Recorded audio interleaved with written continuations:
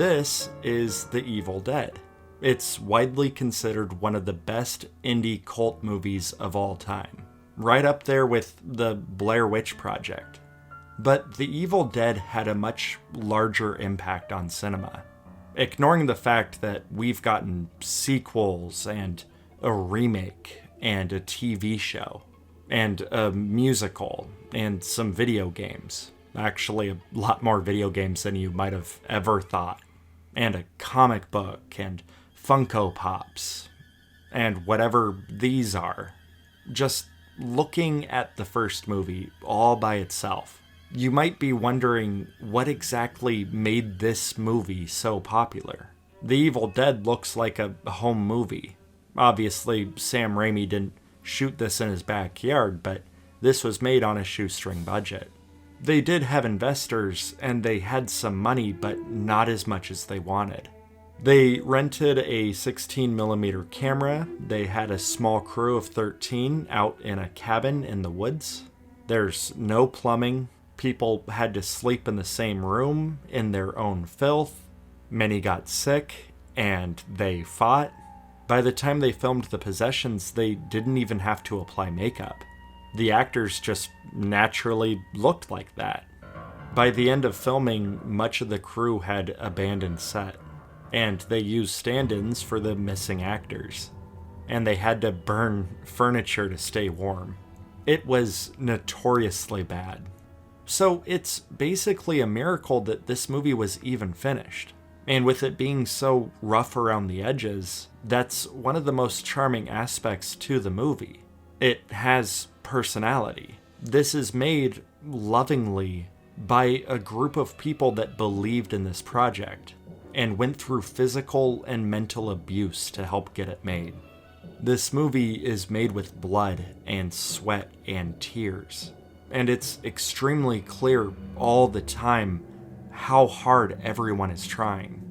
Sam Raimi and Bruce Campbell were putting everything on the line for this passion project. And it's for this reason that The Evil Dead is so beloved today. The secret ingredient was love. Wow. Sam Raimi's direction is remarkable. It looks like a home movie, not because it's cheap, but because you're constantly reminded that there is somebody behind that camera. Or that there's somebody spinning a tree branch just outside the frame. Every single shot, you're not only seeing the movie, but you can't help but analyze how they decided to shoot every moment. Because sometimes it's just what makes sense. Or it's oddly creative. Or it's kinda silly. Or it's actually pretty impressive. But he's always doing something different. Always experimenting. And always having fun with it. A lot of these shots are really impressive. And sometimes it's actually pretty clever. That, for me, is what makes The Evil Dead such an enjoyable movie. It isn't going to have an emotional impact on you. And it's definitely not going to challenge you. Like at all. It's probably one of the most self-indulgent movies I've ever seen. It's an incredibly bad taste. It's sadistic, it's perverse, it's disgusting, and it's gleefully excessive. But also, as it goes on, it slowly descends into complete and total madness. It goes completely off the rails, and somehow they pull this off with a completely straight face. It's campy, yeah, but it's still taking itself somewhat seriously as a horror film. Even when Sam Raimi is flipping the camera around like a lunatic and Bruce Campbell is flinging himself into furniture. When the book is burning, it gets all claymation. That's magical.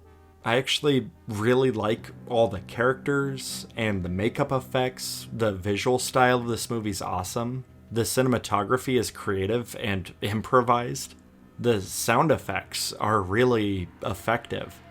Everything about this movie is good when you would assume it would be bad. And it makes me happy. Because this movie is a massive inspiration to potential filmmakers everywhere. Go out there, shoot your shot, make your shit, because you don't need a fortune to make something. And I just think that's really cool. Of the millions of people that became fans of this movie, how many of them do you think were inspired to try to make their own movie? It's a movie that helps us dream a little bit, even if we don't actually end up making anything. And we just end up buying another Ash action figure.